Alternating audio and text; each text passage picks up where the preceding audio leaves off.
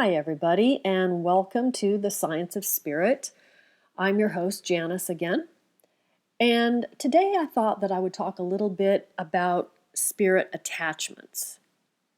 Now, most people have heard of spirit possession or ghosts inhabiting a place, but not much is really brought up about spirit attachments and what they are. So, spirits who have had a body, but then are, discarnate, often they are in the lower astral realm. But the ones who were there seem to have died in anger or in some lower vibratory state is what I would call it. Because this is something that this doesn't happen to everybody who, passes on. It's a lower vibratory rate for whatever they get stuck. And oftentimes these spirits stay stuck because they don't see that there is help that's offered by guides or others of a higher vibration. So until they're aware of that, they stay stuck. And this seems to be mostly the lower astral realm. But there may be different vibratory rates being in the fourth as well. But this would be the lower vibration, lower frequency area. Now, this isn't to be confused with someone who's just passed on and is kind of keeping an eye on people who, their loved ones and, still seeing what's going on and then moving on. I think that happens a lot. Also, it would seem that when someone is thinking about a loved one who passed on, and with emotion, that seems to draw the awareness of the person who passed on. Now, I don't know all the parameters involved with that, but it does kind of seem to be the case. But as long as that entity is, staying out of your energy field for the most part, that's just basically normal. What I'm really referring to are entities who attach to you, living in your home, attached into your energy field, that kind of thing. Now, when a spirit does get into your energy field, sometimes the person who is embodied can feel what the spirit attachment feels, be it ideas and thoughts or even physical issues. I know whenever I've had an attachment, it has been, generally it was my mom, but I've also had past life personalities come forward as well.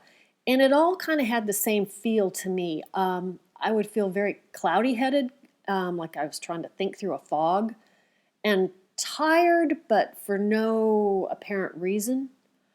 I definitely know it when I feel it, and I don't know that everybody feels those same symptoms. And with my mom, she was really there. I think she attached maybe 3 or 4 times, and she always had someone with her, and it was a past person that I knew usually. And every single time it was when I was going to have a session with Pamela or Hugh. So she was really there, as we would always find out because we would check for spirit attachments, to help someone else cross over.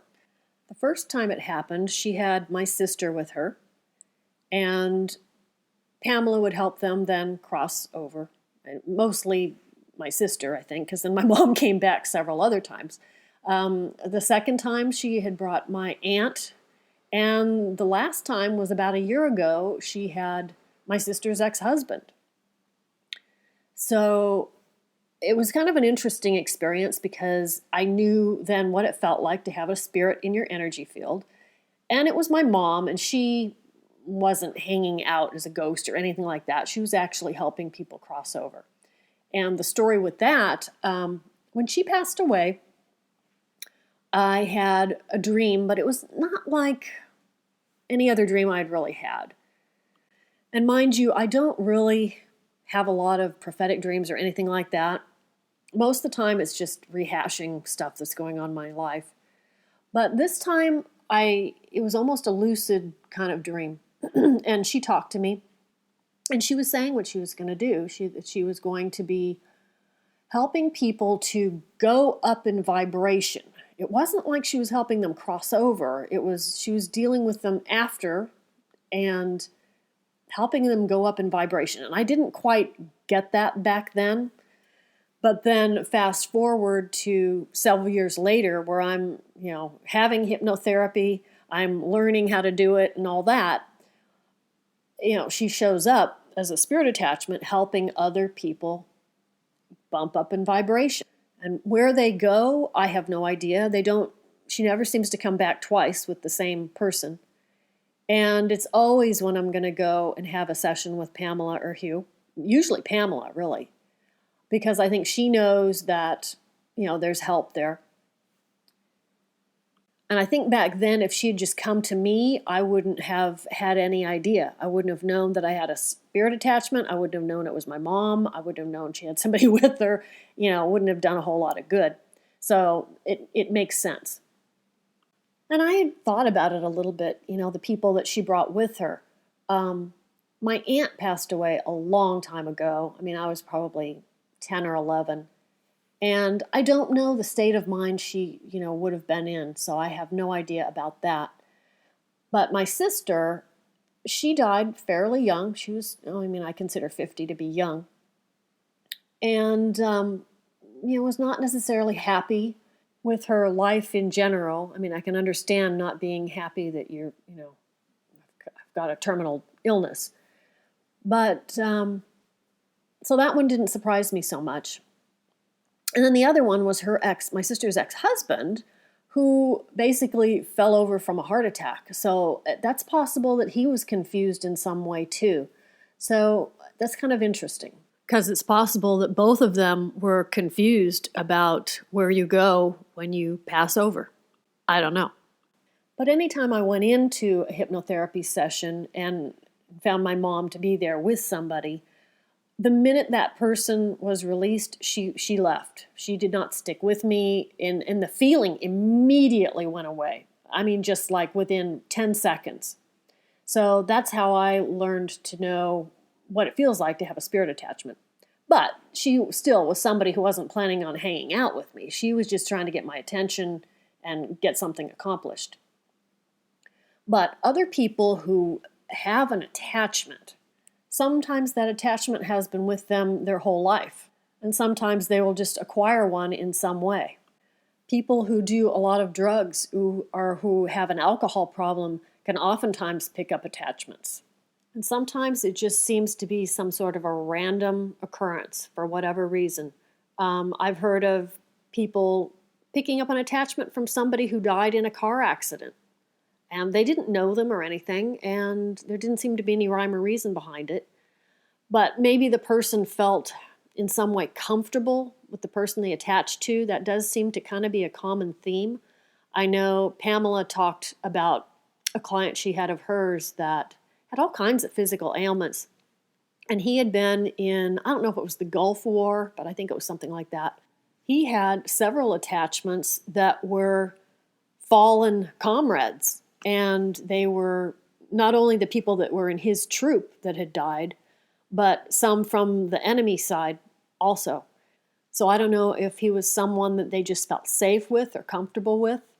But when he went into Pamela, she did have to, clear them.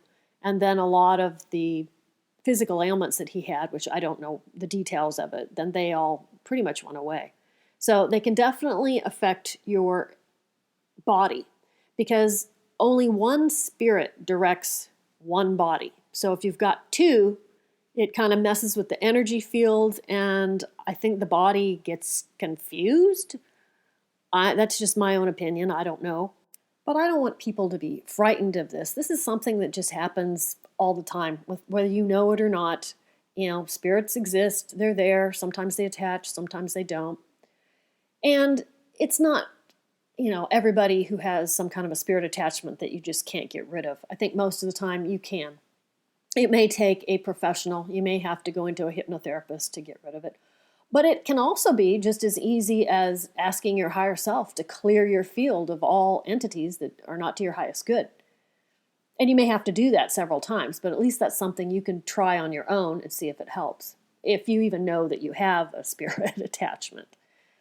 So I don't know, maybe this is getting a little bit too deep into stuff for people, but I thought I would at least mention it. But it's not something, I'm not talking about possession and all those things you see in the movies. I'm not saying that couldn't happen, but that's not the common way that this goes by any means. And honestly, a lot of times it's a loved one, you know. But even when my mom would come, I still didn't like the foggy feeling like I couldn't think straight. So, even though I always loved my mom, I didn't want her hanging out in my energy field for any length of time. I did have a past life personality come forward. I was having a hypnotherapy session with Pamela once again, and she had regressed me back to a past life that I had in Greece several hundred years ago, to a little boy who had hurt himself. I still see all the visuals of this to this day. He'd run down to a boat that was docked, kind of a small boat, and he was getting in a trunk. And he slipped and fell, and I don't know if his back was actually broken, but he was severely disabled afterwards. And he was really resentful because he wanted to be an athlete. That was what he really wanted to do. And that took care of that. But what we found out was it actually forced him to go in another direction. Whereas if he had become an athlete, it wasn't really delving into more spiritual matters. And when he slipped and fell, they took him to physicians or whoever it was at the time. And he also saw a spirit there. And he always wondered who that was and what that was. And so it sent him on a little different trajectory than he would have gone down if he had remained, wanting to be an athlete. And he actually became an herbalist or a physician and helped people, but he still felt crippled most of his life and didn't live his life the way he was hoping to. So that was something that had to be addressed, and it was affecting me actually in this life as well.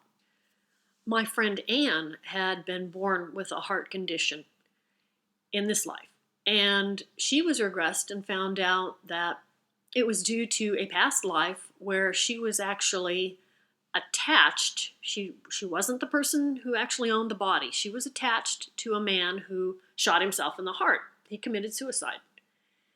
And so everything that goes along with that is really kind of fascinating, because you can be an attachment as well, or have had a past life attached to somebody and not be the person who is actually in the body.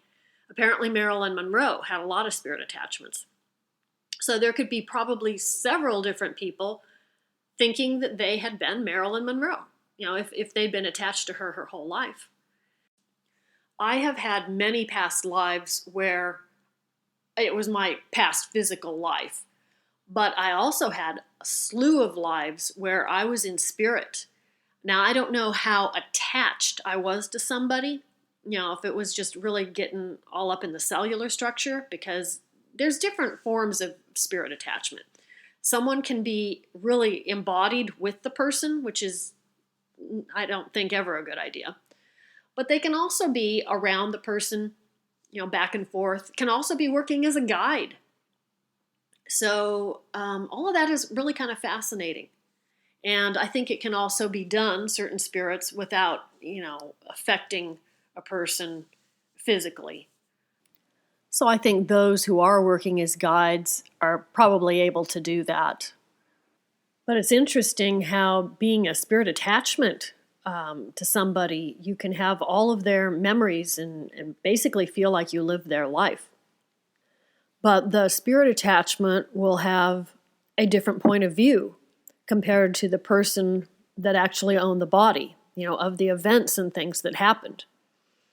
So the person who actually owned the body may have had an event happen to them that didn't really affect them all that much, but it could have affected the spirit attachment because it scared them more than it did the person in the body, or vice versa. They would both have the same memories for the most part, but their view of how things went down, whether something was frightening or it was loving or it was fun, they would have a different view. So that makes a difference.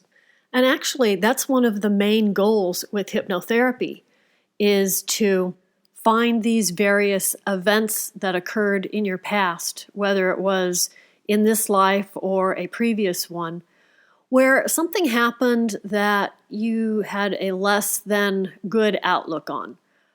You had a wrong conclusion. Because sometimes when things happen to you as a little kid, you know how kids can take things and not understand why it even happened sometimes. And that happens a lot. And you can carry that through life, where someone may have done something or said something to you, and you thought that it meant that they didn't like you when that may have not even been the case at all. But it's things like that. And we do that all throughout life, continuously. So that's one of the major goals in your life in general, is to have a positive spin on things that happen, even if they're things that are unwanted, because then it will be way less likely to cause an issue that will need to be corrected at a later date. So having hypnosis done or hypnotherapy can really be fascinating. I mean, there's just so many fascinating things that have come up in my journey with this whole thing. But I think it really does depend on the therapist you get. Like anything else, some are better than others. I don't know that everybody uses NMR properly, neuromuscular response, but that can be a huge tool if used properly.